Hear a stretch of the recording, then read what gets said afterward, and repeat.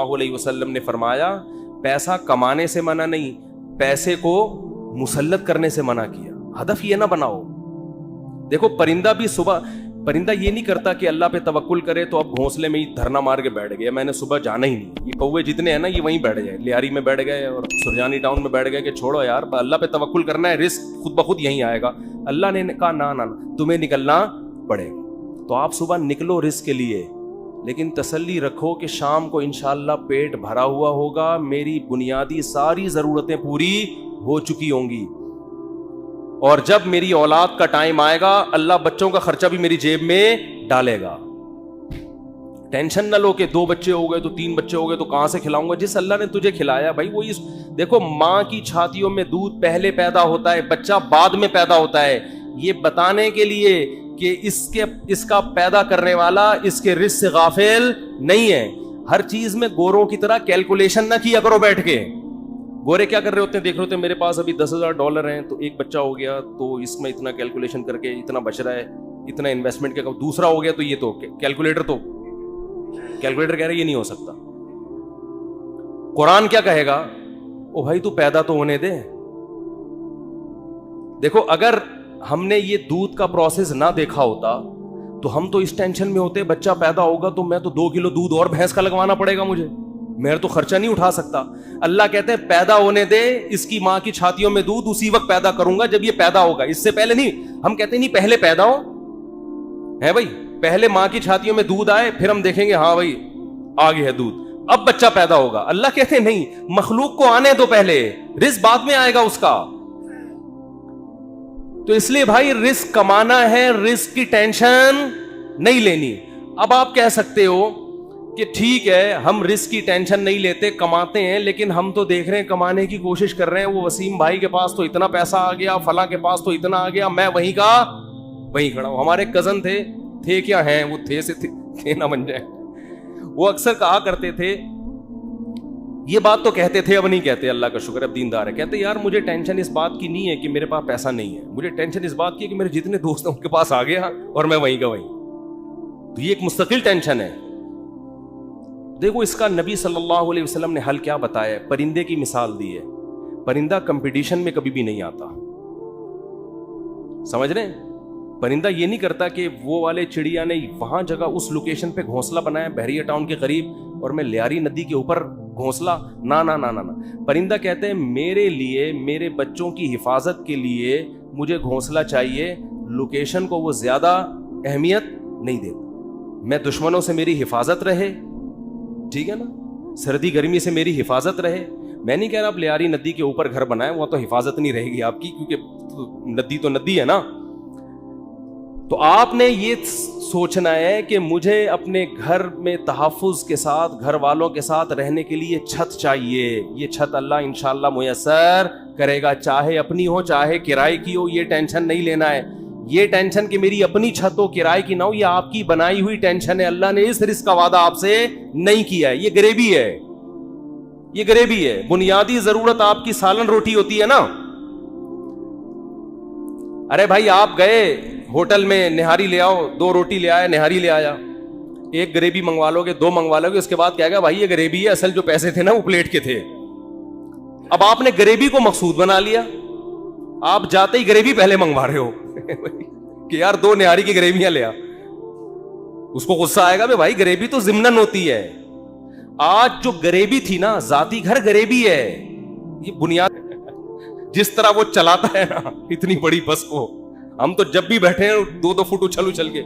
ہمارے ایک جاننے والے ریٹائر آفیسر تھے, لیفٹیننٹ تھے, وہ بیچارے کراچی کی بس میں نا کہ پچھلی سیٹ پہ بیٹھ گئے, اسپیڈ بریکر پہ جب اچھل کے دھڑام سے نیچے گرے, ان کی ریڑھ کی ہڈی میں مسئلہ ہو گیا, اسی میں ان کی موت واقع ہوئی ہے. اور نیوی کا آفیسر بیچارہ جنگوں میں شہید نہیں ہوا جنگوں میں شہادت نہیں ملی ہے, کراچی کی بس نے اٹھا کے پٹخائے اور انا للہ. تو رسول اللہ صلی اللہ علیہ وسلم نے فرمایا جس نے دنیا کو ہدف نہیں بنایا, ضرورت سمجھا کہ میری بنیادی ضرورت 2 وقت کی روٹی ہے, میری بنیادی ضرورت کسی اچھے علاقے, اچھے سے مراد جہاں چرسی ہیروئن چی نہ رہتے ہوں, ذرا پڑھے لکھے لوگ ہوں, ایسی جگہ پہ مجھے گھر مل جائے, جہاں چھت ہو, جہاں بنیادی ضرورتیں پوری ہوں, بس یہ بیسک ضرورت, چاہے وہ اپنا ہو چاہے وہ کرائے کا ہو. اور نبی نے فرمایا کہ جس شخص کو 2 وقت کی روٹی مل گئی, پیٹ بھر کے, سر چھپانے کی جگہ مل گئی, اور جسم کسی بڑی بیماری سے محفوظ تھا اس کا. اور ویسے بتاؤں, جب یہ لائف اسٹائل ہوگا نا تو جسم بڑی بیماری سے محفوظ ہی ہوتا ہے عام طور پہ. جسم کسی بڑی بیماری سے محفوظ تھا تو آپ صلی اللہ علیہ وسلم نے فرمایا یہ ایسا ہے گویا پوری دنیا کی دولت سمیٹ کے اللہ نے اس کے قدموں میں رکھ دی ہو. اب اگر یہ ٹینشن لے رہا ہے نا بحریہ ٹاؤن کی اور ڈیفنس کی اور DHA کی وہ اسکیم میں نے تو یہ غریبی کی ٹینشن ہے, یہ دل میں دنیا کی محبت کی علامت ہے. ایسے شخص کو رسول اللہ صلی اللہ علیہ وسلم نے وعید سنائی کہ یہ مالدار بن تو سکتا ہے مگر اس کے سامنے فقر کا پھندا ایسے لٹکا رہے گا جیسے ایک زندہ آدمی کے سامنے پھانسی کا پھندا, موت کا پھندا لٹک رہا ہوتا ہے. جو اس کی کیفیت ہوگی یہ کیفیت اس کی ہوگی. تو بھائی پیسہ کماؤ, پیسے سے دل نہ لگاؤ. اور دل سے پیسہ نکالنے کا طریقہ کیا ہے؟ خرچ کرو. ہمارے حضرت فرمایا کرتے تھے کہ پہلے زمانے میں بزرگان دین کڑک کڑک نوٹ جلوایا کرتے تھے, 5-5 ہزار کے نا, کہتے جلاؤ اس کو. آج اس کی اجازت نہیں ہے, اس میں نقصان ہے, لیکن دل سے نکالنے کے لیے نا جلواتے تھے. تو آپ جلائیں نہیں, خرچ کریں. کبھی کبھار ایسے گڈی نکال کے کسی اچھے ٹرسٹ میں دے دی, کسی غریب کو دے دی. اور سب سے زیادہ مصداق پیسہ خرچ کرنے کا آپ کے قریبی رشتہ دار ہیں, ان کو دو. آج کل لوگوں نے ہدیے رشتہ داروں میں دینا چھوڑ دیا ہے. جب یہ دل جلے نا, اتنا صدقہ ہو کہ دل میں آرے چلیں, تو یہ آرے چلنے سے دل آئینے کی طرح شفاف ہو جائے. شاعر نے کہا ہے نا, آئینہ بنتا ہے رگڑے لاکھ جب کھاتا ہے دل, کچھ نہ پوچھو دل بڑی مشکل سے بن پاتا. تو اس کا طریقہ یہ کہ اس میں ذرا رندا چلے گا نا, رگڑا لگے گا. جب ہم وہ کیا کہتے ہیں, وہ جو ریگمال سے گھسائی ہوتی ہے نا, تو صدقہ کرتے ہوئے اتنا بھی نہ کرو کہ کل دوسروں سے بھیک مانگنی پڑ جائے, اتنا بھی نہ کرو, لیکن اتنا ہو کہ لگے کہ دل پہ گھسائی ہو, تھوڑا سا تکلیف ہو. رسول اللہ صلی اللہ علیہ وسلم نے فرمایا سب سے افضل صدقہ یہ ہے تأمل الغنا وتخشى الفقر, کہ آپ کو یہ ہو کہ اگر میں نے صدقہ کیا تو ہو سکتا ہے میں غریب نہ ہو جاؤں کل, اور اگر نہیں کیا تو اس پیسے سے مزید پیسہ بنا لوں گا. اس کنڈیشن میں جب آپ صدقہ کرو گے تو نبی نے فرمایا یہ صدقہ سب سے افضل ہے. اس میں آپ کا دل بہت جلتا ہے, اور اللہ کا وعدہ ہے کہ جو اللہ کے لیے دیتا ہے وہ غریب تو ہوتا ہی نہیں ہے. صدقے سے کبھی مال ہم نے کبھی نہیں کسی سخی آدمی کو غریب ہوتے دیکھا.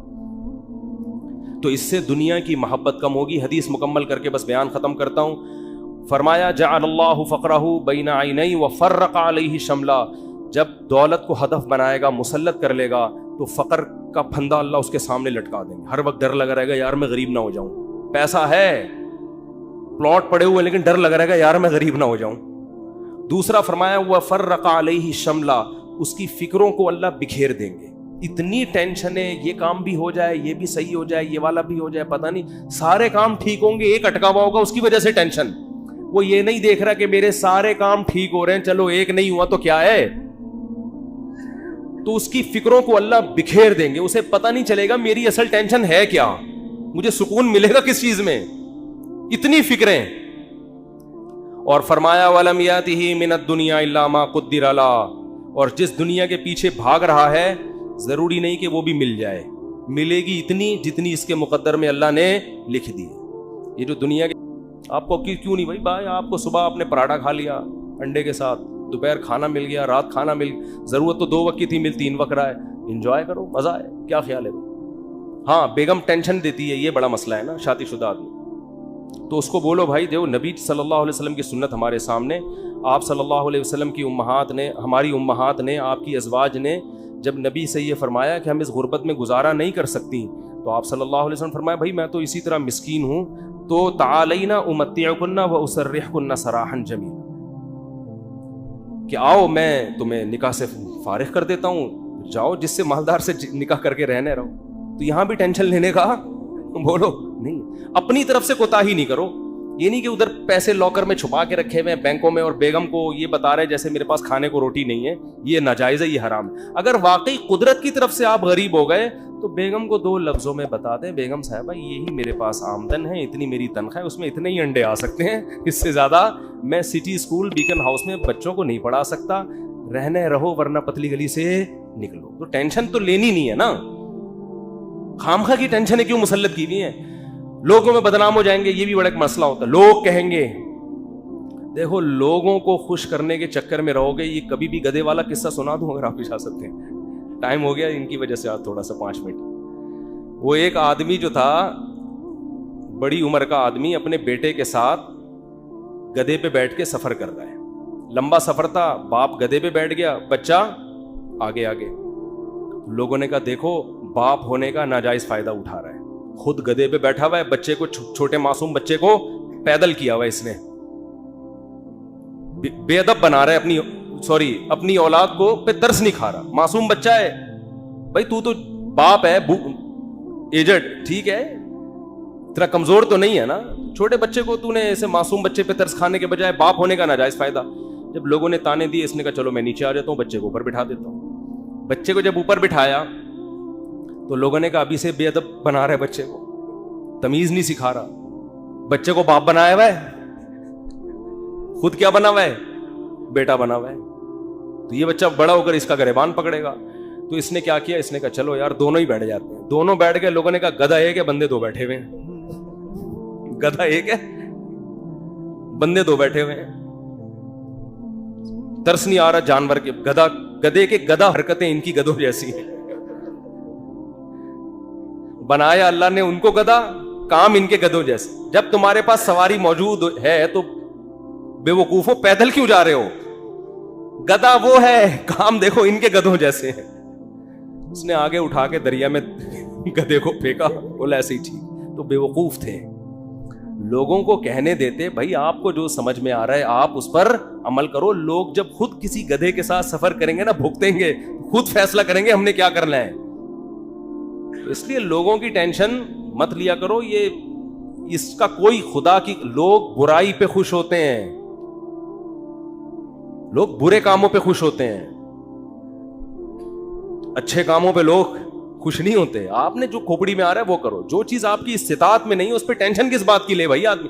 دیکھو جیل میں کوئی قیدی ہو اور رہائی کا انتظام ختم ہو جائے تو ہم کیا کہیں گے اس کے, بھائی تو صبر کر, بس یہی زندگی گزار, ہنسی خوشی اسی میں خوش رہنے کی کوشش.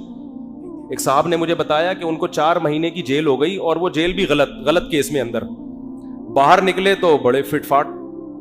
میں نے کہا, میں ان سے ملا تو میں نے کہا جیل میں جا کے تو لوگوں کی حالت ایسی ہوتی ہے, اور غلط کیس, مجرم بھی نہیں تھے. کہتے ہیں میں جب جیل میں گیا تو مجھے نہیں پتا تھا کب نکلنا ہے میں نے یہاں سے. تو کہہ رہے میں نے کہا اسی کو انجوائے کرو, کانفیڈنس دے.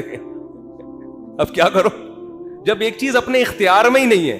تو کہہ رہے میں وہاں ڈپس لگاتا تھا تاکہ تھکاوٹ ہو اور نیند آئے مجھے. اور اچھا وہ ڈولے شولے بھی نا کافی بن چکے تھے ان کے بڑے. میں نے کہا کیا کر رہے؟ کہہ رہے بھائی ہم ڈپس لگاتے تھے, اٹھک بیٹھک 400 بیٹھیں اوپر نیچے, اور اس طرح میں سارا. اور کہہ رہے جن لوگوں نے یہ کام نہیں کیا وہ دیواروں سے سر مار مار کے پاگل ہو گئے. وہ تو جو چیز اپنے اختیار میں نہیں ہوتی اس کی انسان ٹینشن نہیں لیتا. بھائی اختیار, غربت, آپ کمانے کی کوشش کر لی پھر بھی نہیں آ رہے ہیں تو پھر بھی کوئی سسرال والے, اور سسر اگر تنگ کرے نا, سسر بولیں گے ہمارے بچے کو سٹی اسکول میں کیوں ایڈمیشن نہیں دلا رہے, ہمارا یہ بھی, ہماری بھی تو اولاد ہے نا. ایک صاحب نے مجھے کہا کہ بھائی میرے پاس پیسے ہی نہیں بچتے, انڈے کے پیسے نہیں ہے میرے پاس, میں بچے کو بیکن ہاؤس میں سٹی اسکول میں کیسے پڑھاؤں. تو میں نے کہا نہیں پڑھاؤ یار, جتنی استطاعت ہے اس حساب سے پڑھا لو. کہہ رہے سسرال والے تنگ کر رہے ہیں, ساس کا فون آتا ہے کہ کیا کر رہے ہو.